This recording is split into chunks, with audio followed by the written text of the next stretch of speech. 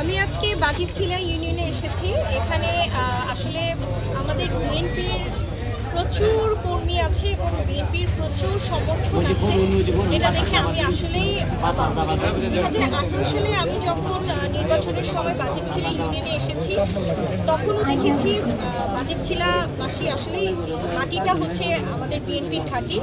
এখনও একই অবস্থা, যদি এখানে আমাদের শ্রদ্ধেয় কামরুজ্জামান চাচা ছিলেন, যিনি জামাতের বড় নেতা, এবং তাকে ফাঁসির আসামি করে মিথ্যেভাবে তাকে ফাঁসি দেওয়া হয়, এবং আমি দোয়া করি তার আপনার মাগফিরাত কামনা হোক। এবং 2018 সালে আমি যখন এসেছিলাম তখন আমি একই কথাই বলেছি যে আমার শ্রদ্ধেয় কামরুজ্জামান চাচার যেই অসমাপ্ত কাজগুলো আছে সেগুলো এবং তার যে স্বপ্ন ছিল শেরপুর সদর, সেই কাজগুলো সেই লক্ষ্যেই আমি কাজ করে যাচ্ছি শেরপুর সদর 1 আসনের জন্য।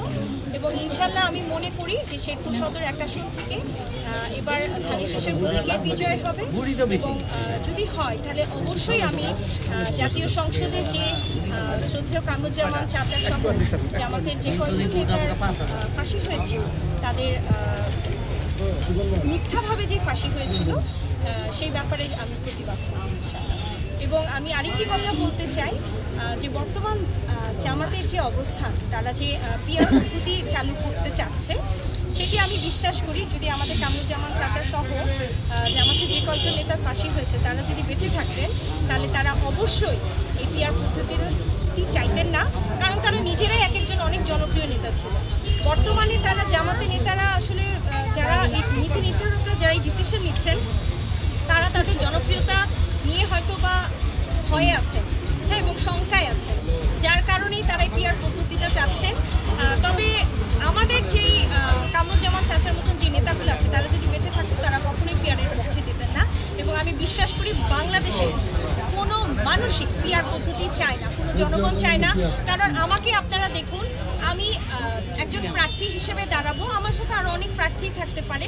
একজন প্রার্থী যখন একটা এলাকায় যাবে, জনগণের সাথে কথা বলবে, গণসংযোগ করবে, মতামত আদান প্রদান করবে, তখন কি জনগণের সাথে প্রার্থীর সম্পর্কটা অত্যন্ত মধুর হয় এবং পরিচিত হয়। পরবর্তীতে সেই এলাকাবাসী যেন সেই পরবর্তীতে প্রার্থী যদি এমপি হয় তাহলে তার কাছে যেন যে সুখ দুঃখ কষ্টের কথা বলতে পারে।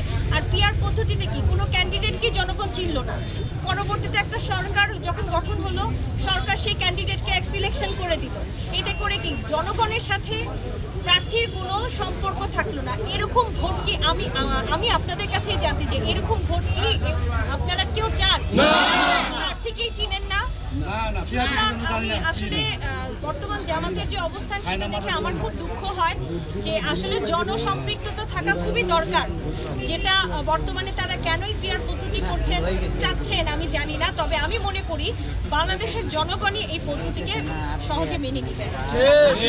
এবং আরেকটি কথা বলি যে আসলে এমপি ইলেকশন যারা করবে বা যারা জাতীয় সংসদে যাবে তারা যদি একটু কষ্ট করে পরিশ্রম করে সাধারণ মানুষের কাছে দেখা সাক্ষাৎ নাই করে তাহলে আর এটা কিসের ইলেকশন হলো? ঠিক আছে, তো আমি মনে করি যে আমি এই এলাকা, আমি পুরো শেরপুর সদরের সকলেরই সন্তান হিসেবে সন্তানের দাবিতে আমি বাজিতখিলাবাসীর কাছে আমার অনুরোধ থাকবে, আপনারা আপনাদের সন্তানকে ভোট দিবেন, ধানের শীষের প্রতীকে ভোট দিবেন, দেশনায়ক জনাব তারেক রহমানকে ভালোবেসে, দেশনেত্রী বেগম খালেদা জিয়ার ত্যাগকে ভালোবেসে ইনশাল্লাহ ধানের শীষের বিজয় হবে।